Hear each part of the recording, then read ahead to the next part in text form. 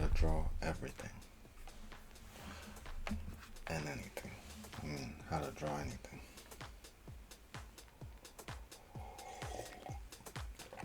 How to draw it all.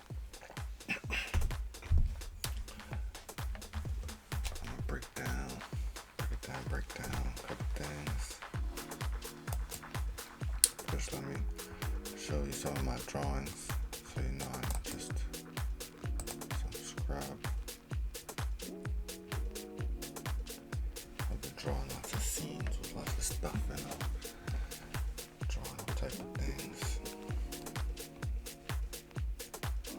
This one's not finished, but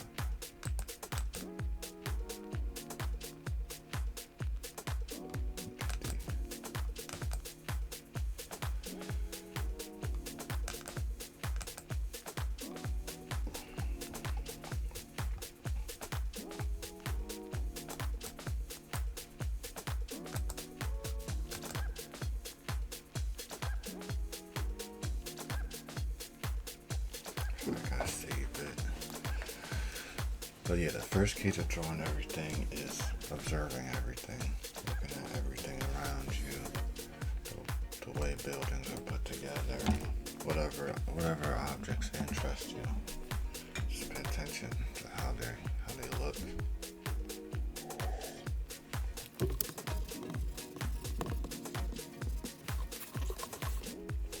So the key to drawing everything starts out with being able to draw ellipses.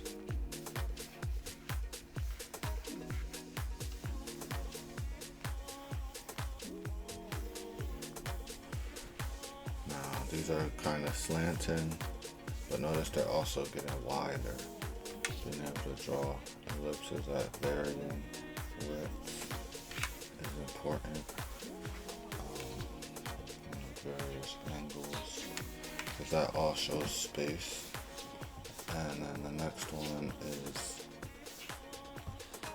rectangles, a sheet of paper, however you want to call it. Just being comfortable drawing this obviously makes up a lot of things, especially building streets. Being able to draw a good plane. Very important. Everything. Cars are made of planes. Everything. But these are important because you take them to the next building block, which is cylinders.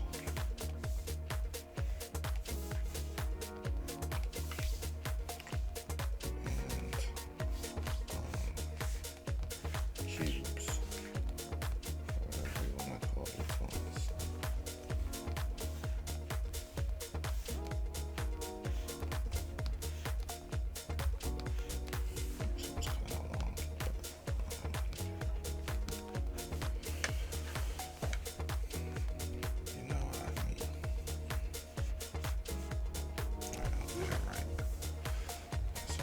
That's a dramatic cube.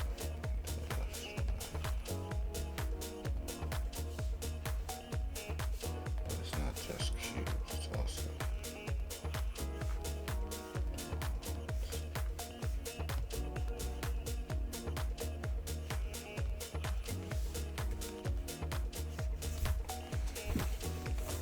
so now you're probably starting to see how these two shapes build up pretty much everything. You can make up almost everything with these two shapes. There's one more shape, the third one, which is low-key a mystical shape.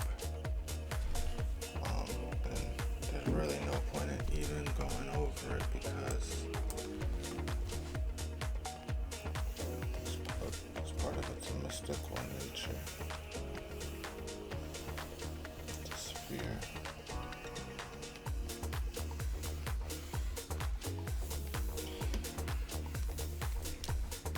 This one is sphere.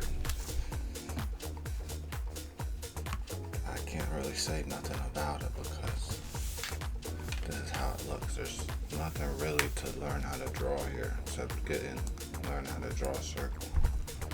But it looks the same from every perspective, wherever the camera is. Every side is the same side. It's always going to be a circle, no matter what angle you look at it. It'll be a sphere. Unless it's like a crazy fisheye lens, it might distort it a little bit.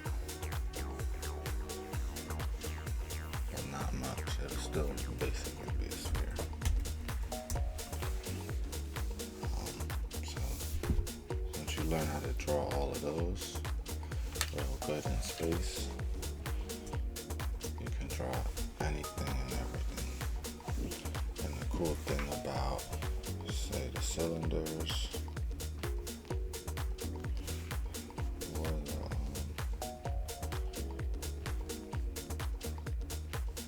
the cubes,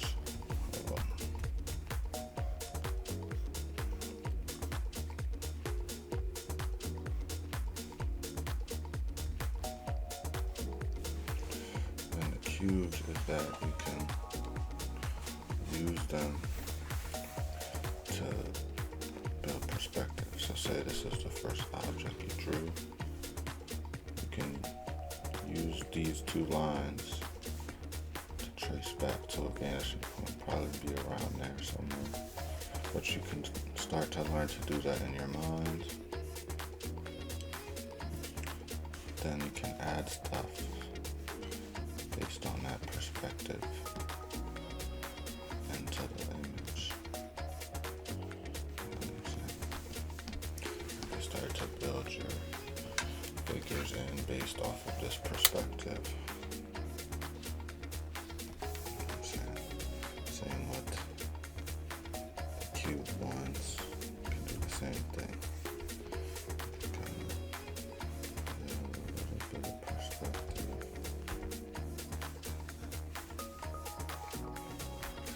And have a little thing going. Whatever it is. I'm just drawing random shapes. Random shapes to just show how you can build up perspective based on one object. And that's how I do a lot of these, most of my images with a lot going on. Where is it?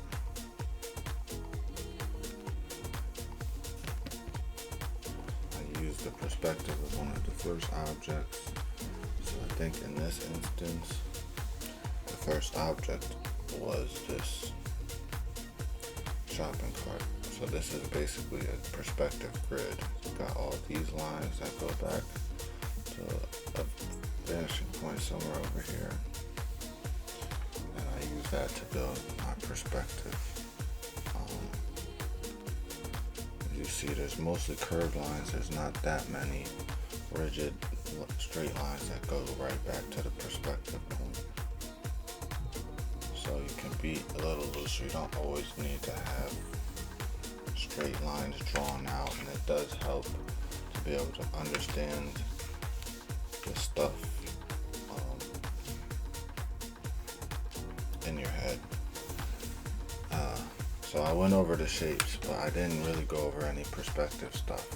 And I'm using perspective, so if you don't know perspective, you might be like, what the heck is he doing? And so this dot that I'm talking about is the vanishing point. It's the dot that all the lines in this perspective go back to. They don't all have to, but they do often. You know what I'm saying? It's like a weird rule where they don't have to. A building can be slanted this way, but it's usually not. I don't know. It's just a rule of how things look. But objects can be in the same frame but have different perspective, where maybe there's another vanishing point for other objects. That usually applies to cars and things that move. But when people build stuff, we usually build them on a grid. So that's why you can do a perspective grid and it'll make sense. They don't really apply to nature as much.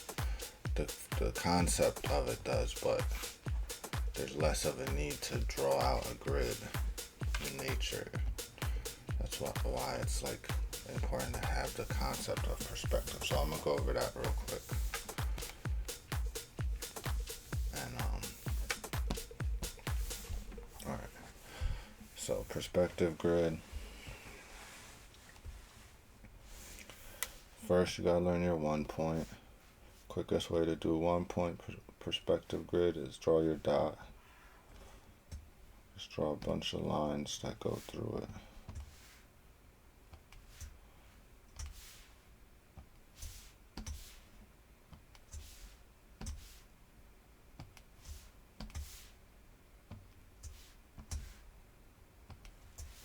That's your perspective grid.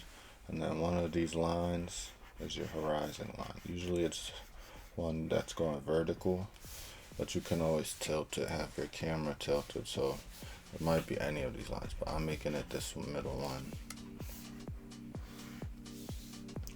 Here you got a little perspective, 1 point perspective grid. And now, so any object that's this big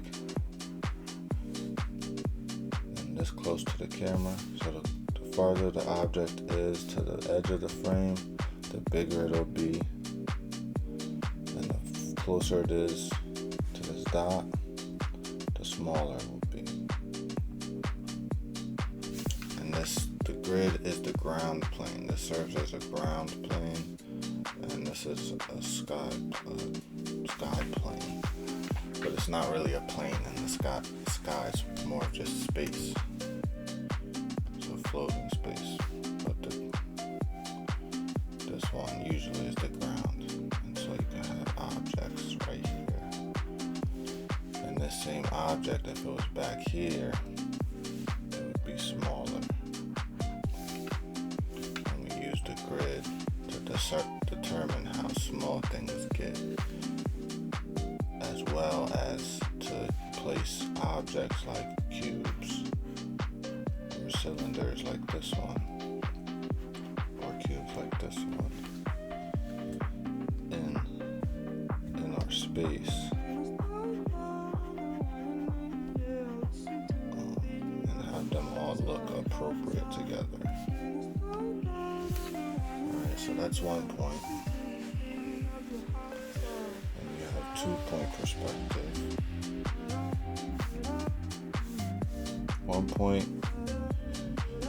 The trick is getting good at each one at a time. So get good with 1 point, because a lot of times 1 point is all you really need. And 1 point helps a lot, even if you're just having 2 or 3 characters in a scene talking to each other, even if there's no background. 1 point helps. 2 point.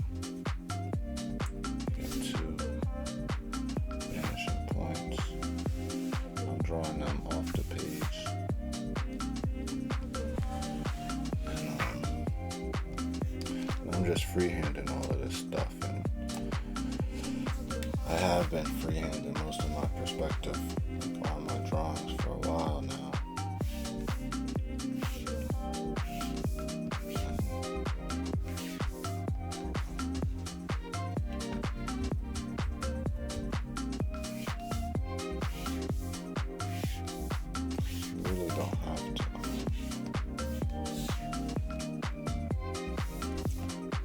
So much drawing in perspective grids. It's usually enough just to understand them. But yeah, so this is the same concept as 1 point, but you have 2 grids with 2 sets of lines, 2 different deadline points.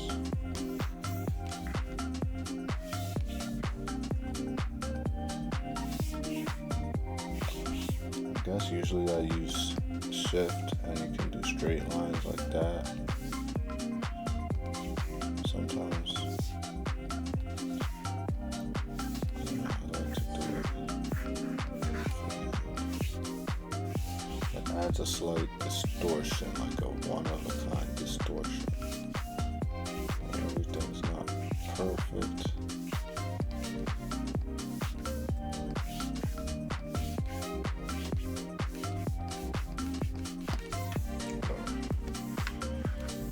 Something like that. So now you see how it gets more complex. Two different dithering points. This is good for 3/4 shots. 3/4. Because the 1 point, you get the front face of stuff. You get a flat face. But if you want to turn this cube around, do 3/4 view. I need this 2-point perspective.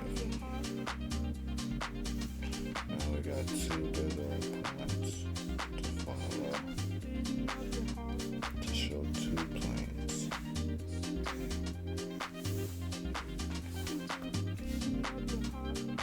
I mean, we could show 3 if we made this smaller. So we make one right here.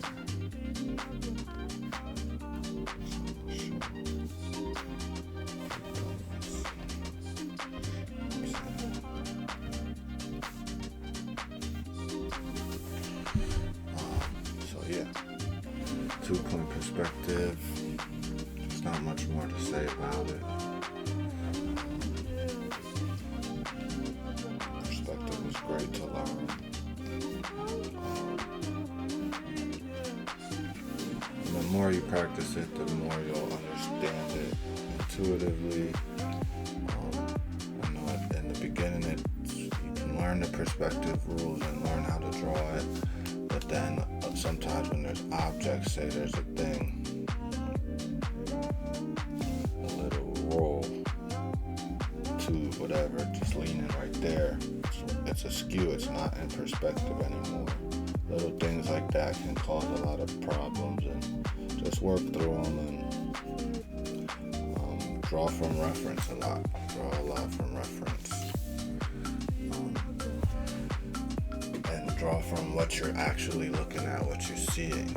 That's like the best way to understand perspective, is from like just looking at being actually in places, because then you can move your head a little bit and get different perspectives, and your vision, your actual eyes have way different perspective than 2D flat images. So understanding that your eyes kind of have like a fisheye type of lens. So understanding perspective with your eyes will really make it simpler when you're doing it on paper. But yeah, anyway, because there's more perspectives. And after we get through this, I'm going to show you simpler ways to break these down.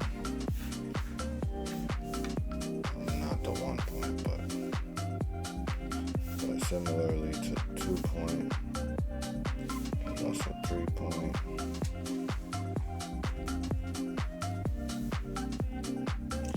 You can make all of these grids in Clip Studio, Photoshop. But I do suggest, I always suggest with everything you implement for your images that you make, you learn how to do it from the back end. Learn how to construct these types of things yourself. So just make it easier to use the tools that are made to make it.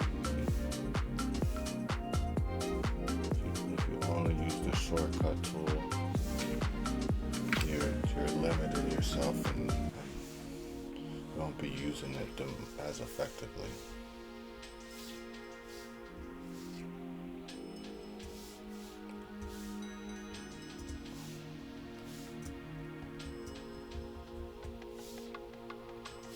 to be using it as effectively as if you were using the 2-point grid that you imagined. You know what I'm saying? Like, there's certain stuff, since I learned how to do all this stuff on paper, when I learn how to use the tools, the shortcut tools and whatever, perspective grid, I already have the grid that I want in my head, and I know how I would make it. So I have a specific, like I'm specifically trying to get a very specific grid that matches the images in my head, and instead of just like trying to tweak around until it looks like it would work, you know, you can have more of a specific vision if you understand how you would make this, you know, without the shortcut tool, without the transforms and all the image materials and assets.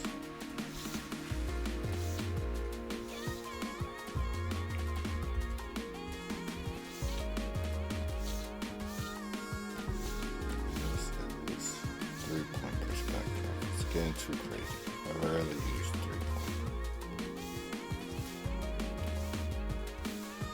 3-point's good for like bird's eye view shots.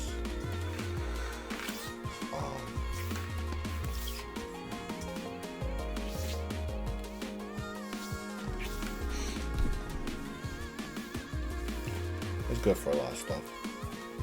It's like more dynamic than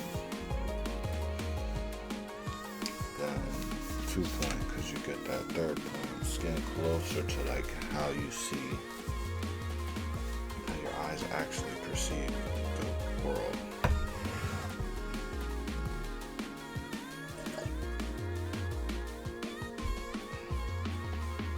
So then you get 4-point perspective. Shit starts getting crazy. I'm not gonna draw that out. I'm not even gonna go there. Just need 3-point, 2-point.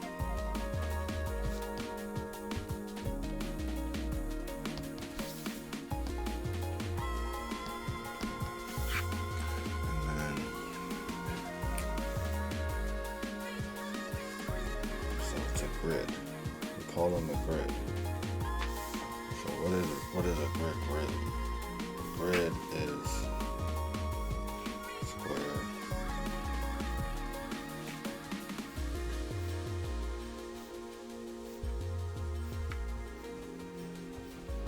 What's a grid? Let's say you take and put it on a sheet of paper. Still a grid. And that's basically what we're drawing here. Is this sheet of paper on different planes. So we have the plane up here, the plane up here, and then this plane. And this is what it looks like when you have them on different planes. So like you can imagine you had a diorama.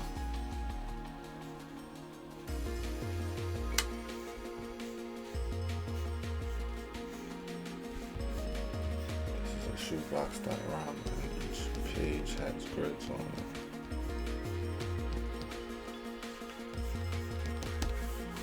And you took pictures of that. That would give you good reference, and that would show you. Just trying to give you different ways to think about the grids. But this is the shortcut. So you learn this in the storyboarding workshop.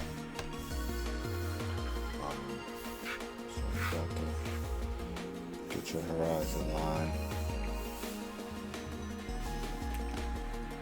and then you just make those more lines, just lines, not a lot of them though, maybe 3 of them, and you want to make the lines closer to the horizon line have less space, and you increase the space as the lines go out. It's that dithering from away from the horizon line. And then you do the same thing on the top and bottom with different. Well, this is from an old grid.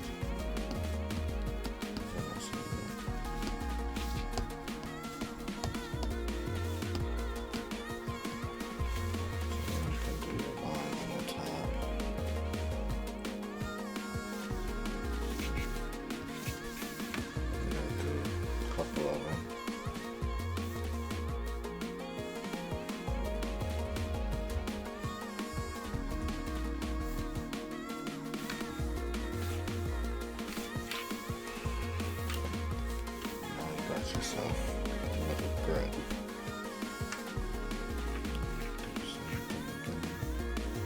Just to show you how fast it can.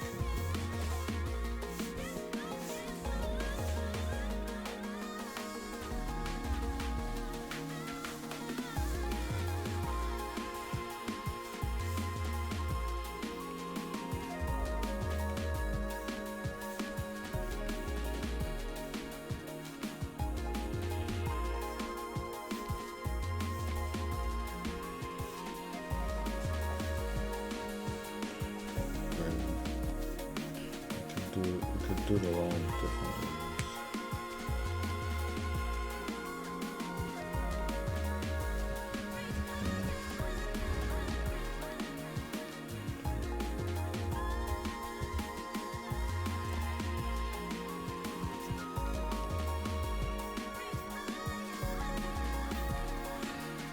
So this is good for wide establishing shots where you got those in the background, some characters in the foreground, some trees, buildings.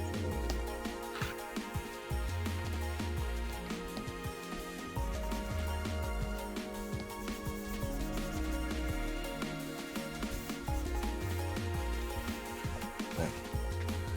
And the key to drawing everything is to learn how to draw things without drawing anything. I just drew a whole scene right here, but I really didn't draw anything. If you look closely, none of this is any discernible. It's not discernible, but it looks like a scene. Zoom out. And so the other skill of drawing anything is learning how to fudge it, and how to just draw the shape of something. You know what I'm saying? And something, because people know what it looks like, and they want to know what you're drawing. Like, they want to rationalize what your drawing is. So as long as you give them enough of an indication that there's something there, they'll even if you just scribble, they'll find some type of, oh, there's a face there, there's this, you know what I'm saying? So you don't have to draw that well, you know. Usually there's a focal point in your drawings that you want to get right, and then there's a lot of extra scene or background, and if you understand perspective, you can fudge a lot of stuff. Just like, even if you don't know how to draw something, just knowing how to draw it the right size in a place that you would usually find it. So for instance, drawing cars. If I just want to draw a car that's in this box, I'd have to, draw it out, get all the components right.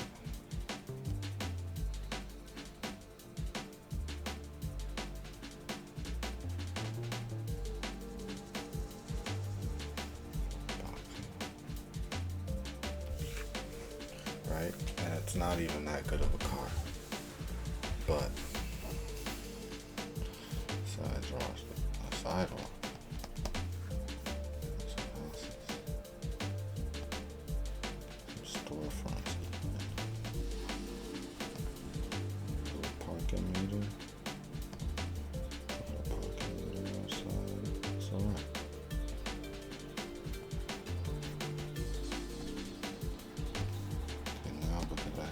This, once I put a little thing here,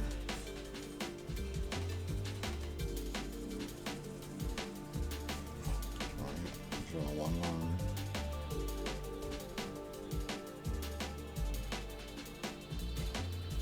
two circles. There's a car there. There's a car right there. People will register it as a car. That's where a car would be. And then more detail if I wanted to. But the more detail that you add, every line is another chance to fuck up. So the simpler you keep it, the better.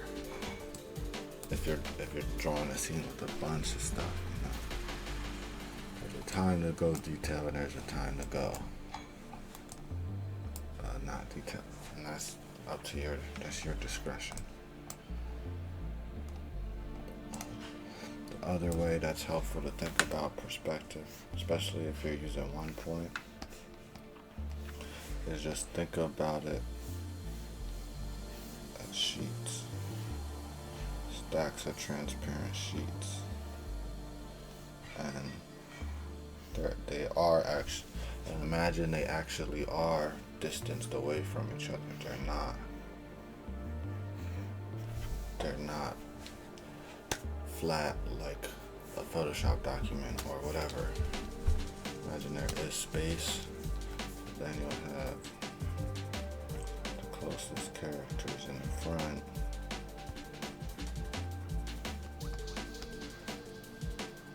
On the first sheet.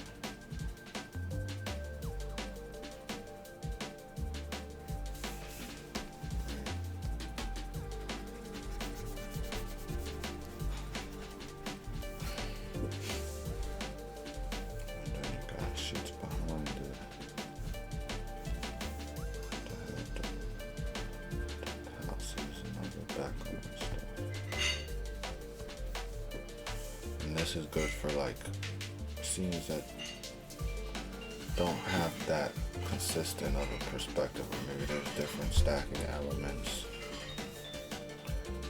And this is kind of more of a composition thing as to a perspective thing. But yeah, imagine you can look through the glass panes of your drawing.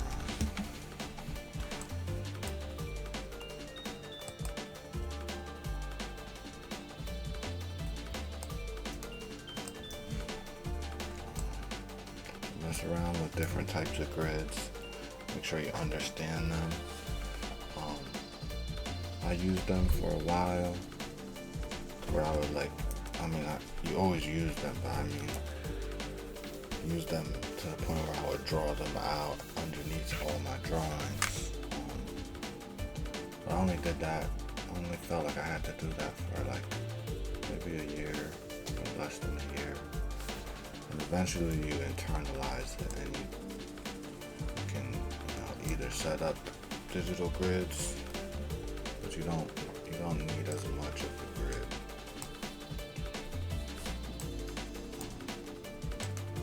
Until you do, and then you can make one. This always depends on what you're drawing and how you're drawing it.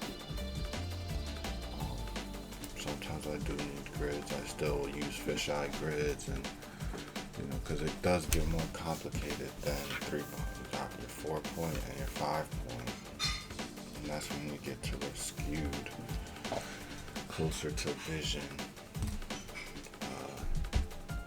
perspective.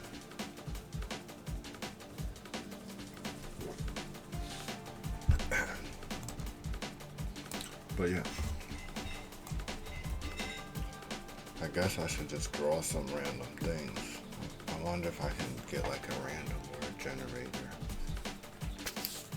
and just get it to generate random stuff that I draw off the dome.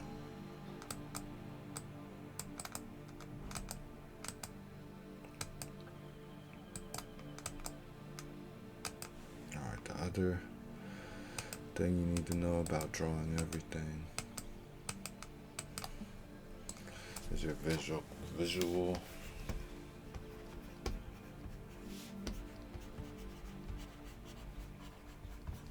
library. That's everything you can draw. So I was just teaching you some of the principles and math and geometry, whatever, rules behind how things look in our reality. And the visual library is knowing, or the things you know how they look actually, because none of these things that I drew on the other layers, they're just all the shapes of things, but things are more detailed than that, and they have specific proportions, and knowing that is, that's your visual library. And the way you build your visual library is by looking at things, observing things, and also drawing repetitively, but drawing them from memory. You know, you have to always be switching from drawing from reference to drawing from memory, and that's the key muscle skill that you need to develop to be able to build your visual library quicker. Because some people can just look at things and they'll know how to draw them because they're really able to translate, what they see into a 3D model in their head. They can draw however, whatever angle. But regular people like us don't have didactic memory or photographic memory, whatever. We have to practice things. And so your visual library is everything that you can draw. So you gotta, a lot of people, most of us have specific types of scenes, genres, and medium format, all type of different kind of constrictions that you work within, or that, that's just your wheelhouse, that's your style, that's how you draw. And so you can match that with your visual library. Think about what type of stuff would be in the comics that you draw, or whatever it is that you draw. What are those objects that fill those pages, that fill those scenes? And you're gonna wanna have those in your visual library so you can write them down and then go through them and make sure you can draw all of them. So for me, it was just like anything in the city that you would pass by, and also some industrial stuff, so bikes, cars, buses, cats, pigeons, sidewalk,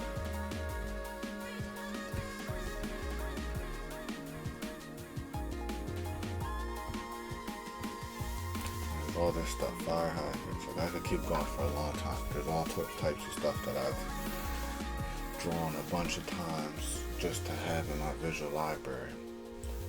And it's not, if I kept going, say even I filled up to here, that's enough stuff. Even this right here is enough stuff to like make a scene that seems like it has everything in it, and everything would be well drawn. So the more if I had to hear, my visual library is bigger than that. I'm just kind of thinking in like one genre for one type of stuff. But anyway, your visual library, gotta always be adding to it. You always gotta be adding to it. What helped me was having a little sketchbook with me all the time and just drawing stuff whenever I'd be waiting for somebody to look at building or little things that are around everywhere. There's nothing too insignificant to add to your visual library. All the little doodads you see on the sides of buildings, the vents, the electrical boxes. You gotta learn how to make those. It all goes to building the world. Yeah, so you want a bunch of stuff in your visual library. You don't need a lot of stuff. You could focus on 3 things and just learn how to draw those 3 things very well in high variations. Or you could just learn a lot of things to draw simply, which is kind of what I've done. I'm not like the best at drawing any of these one things, but I can draw them all fairly well.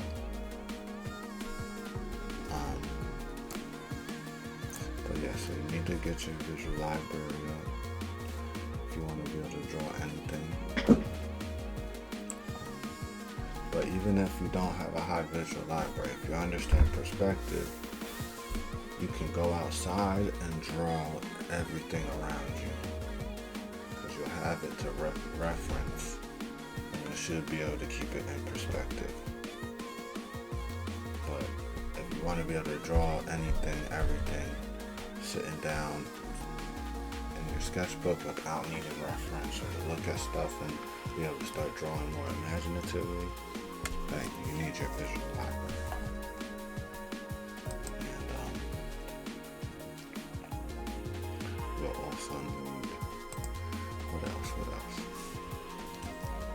I think that's really it.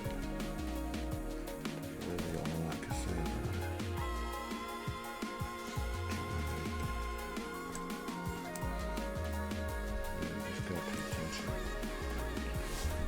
To the world around you. Keep your eyes open. Keep your mouth shut a little bit more.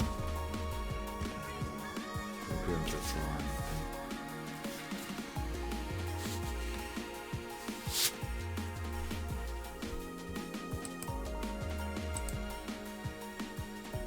Don't be scared to use reference if you need it. And remember, the whole goal with reference is to use it well, so that you don't really need to use it the next time you have to draw that same subject matter. If you use it well, if you use it early in your design process, if you use it early in the illustration process,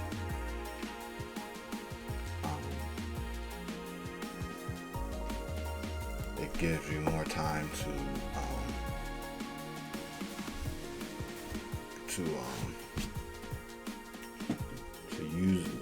use it in a subtle way, where you've actually learned lessons from the material and crafted them into your own original image, rather than just copying the composition and pose of the original image. If that makes any sense. It's kind of hard stuff to explain, but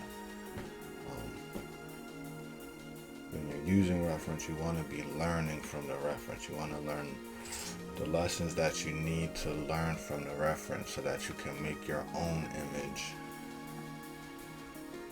so that you could essentially make your own image without looking at the reference. That's really how you use reference. That's what I'm saying is, when you do an illustration like this,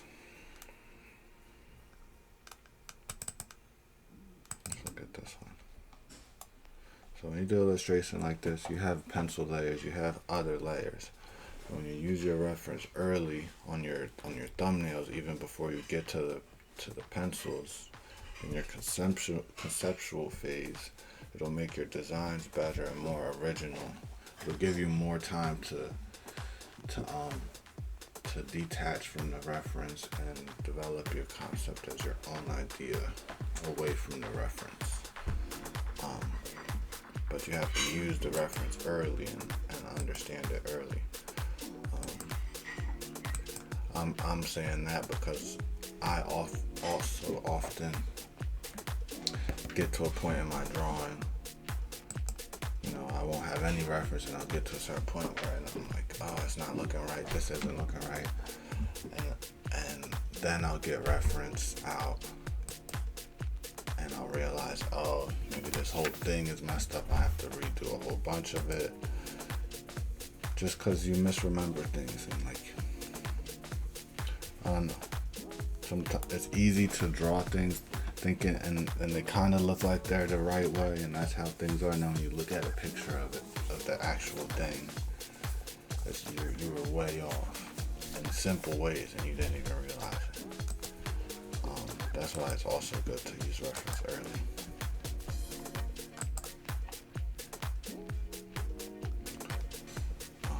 So that's my how to draw everything.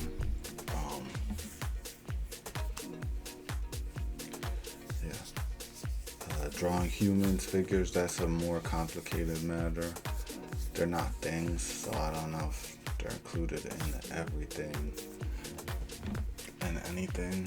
But if you want to be able to draw people, you got to do figure drawing. You got to do quick gesture drawings, 30-second drawings, 60-second drawings, 90-second drawings for an hour. All the time, every day, twice a day, whatever, however often you can, and I guarantee you in like 2 weeks, 3 weeks, you'll be good at drawing people. You'll be way better at drawing. That's the trick to that.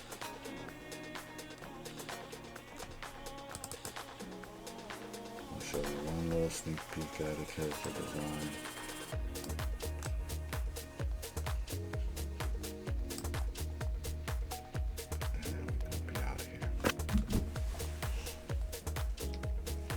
If you made it this far, thanks for watching. I appreciate you. I hope this video helped you a little bit with drawing. If you have any questions, leave them in the comments and I'll try to respond either in the comments or with a video. I'm just a guy trying to make a career out of drawing, so consider supporting my Patreon or just reading my comics. If you go to my channel page, there's links to all my comics. You can read them online on Instagram, TikTok, Global Comics, Manga Plus, and we're going to be starting a Kickstarter to do the first print run within a week, so stay tuned for that. But good luck with drawing, and I'll see you on the next one.